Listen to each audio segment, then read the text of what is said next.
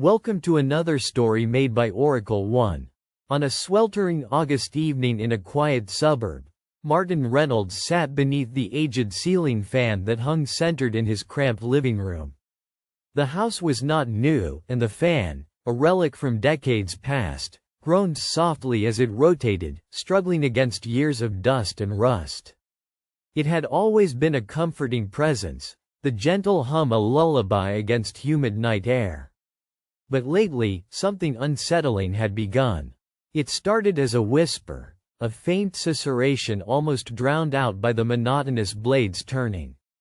Martin first thought it was his imagination, clever tricks his mind played after long days at his dreary accounting job. Sometimes in silence, he imagined he caught faint syllables just beneath the whirring. Names, he thought, almost imperceptible. He would blink quickly, focusing, and the sounds would dissolve into ambient noise. But the whispers grew louder each evening. They were not random murmurs, nor unintelligible. A voice, or voices, whispered names. Names Martin recognized. Names of people who were no longer alive. His late grandmother's name came whispered between gusts of warm air. Then, his childhood best friend, Tommy, who had died in a car accident 10 years ago. Then Mrs. Calder, the elderly neighbor who had passed away last winter. Sometimes the names rang clear and distinct. Other times they trailed off like forgotten ghosts. At first, Martin kept silent, afraid to reveal the strange phenomenon. He checked the fan, found nothing unusual. The wiring looked normal, the blades intact, no signs of tampering or odd attachments. The fan was plugged into an outlet embedded squarely in the ceiling, yet, the more Martin listened, the more names came. It became a ritual. Nightly, he would sit beneath the fan, lights dimmed, and listen as that slow whispering grew. One night, Martin wrote the names in a notebook. Ellen Reynolds, Tommy Barker, Mary Calder, William Grant, Samuel Hicks, and so many more. The names were all the dead in his life and neighborhood.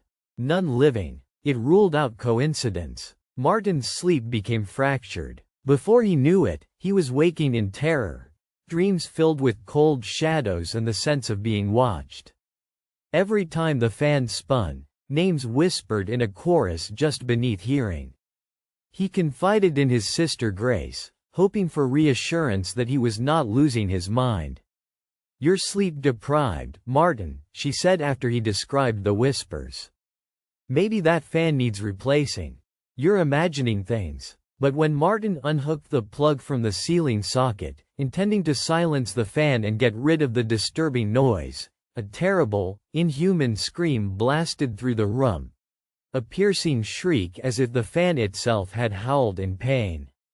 Martin stumbled backwards, ears ringing, heart hammering.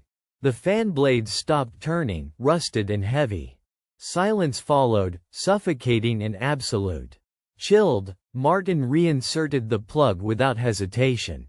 The fan sprung to life again, rotating slowly, the whispering names returning as if nothing had happened. Martin's terror deepened. The fan was alive, or something worse possessed it. Why was it whispering the names of the dead? What terrible secret did it hold? Determined to find answers, Martin began to research the history of the house and its fan. The previous owner was a man named Walter Kincaid, a recluse who had died mysteriously 40 years earlier in the house's attic. Neighbors at the time whispered Walter was obsessed with death and the afterlife, often rumored to collect objects that could trap spirits, binding them to the material world.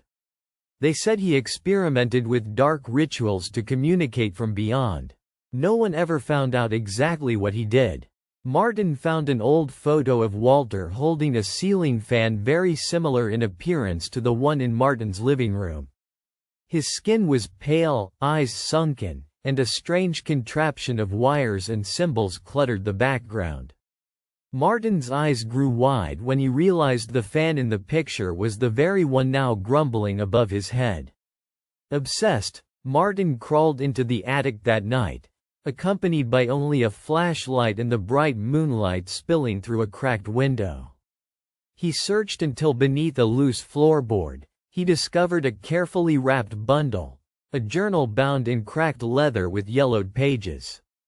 The handwriting was faint but legible, filled with detailed notes about binding voices of the dead into objects, the fan being central among them. Walter's journal described using the fan blades as a conduit, their rotation creating a vortex of spirit energy to capture whispers from the other side. He believed that by accumulating the names of the newly deceased, the fan could record their last echoes, a morbid archive of lost souls. But somewhere along the way, Walter wrote of an accident. The spirits became restless and began to scream when disconnected from the world, trapped between realms and hungry for release. Martin's hand trembled as he closed the journal. He looked up at his ceiling. The fan would not let go of these names. It trapped them, voices lingering like poison on the air. He felt their cold presence coil around the room, unseen but palpable. The next evening, Martin gathered tools. He would destroy the fan. He unscrewed it methodically, every wire exposed glowing with an unnatural chill. Then, ready to sever the circuit, he hesitated as a breeze again sang through the blades. The fan whispered a name. Martin. The scream was immediate and deafening the moment he pulled the plug. He screamed back, clutching his ears, dropping tools on the floor with a clatter. Then silence. He looked up. The blades were still. A shrill, guttural voice emerged from the shadows. "Why would you silence us?" His room grew icy, breath fogging in the dark. Shadows crawled from the corners, twisting into skeletal forms with empty eye sockets and shaking hands. They leaned close, each whispering their names in lament. Martin was frozen in place, terror rooting him like a statue. The fan, disconnected and dead, became a black orb pulsating with malevolent energy. Spiders of darkness crawled along the blades, dripping shadows pooling beneath. "You are a prisoner," the voices hissed, "like us. Bound to this fan." Realization crashed through Martin. He was never merely an observer. The fan had claimed him too, capturing his very soul in its whispering blades. Days merged in a nightmare loop as the shadow forms haunted Martin relentlessly. His family called, but he never answered. Friends stopped trying. No one saw him leave the house. But sometimes, from the empty street, neighbors whispered of a low, mournful hum and the faint sound of whispered names drifting from that cursed house. Occasionally, the old ceiling fan could be seen rotating slowly in the darkened living room window. Blades moving though no power supplied. Whispering names lost to the cold dark. For more stories, like and subscribe.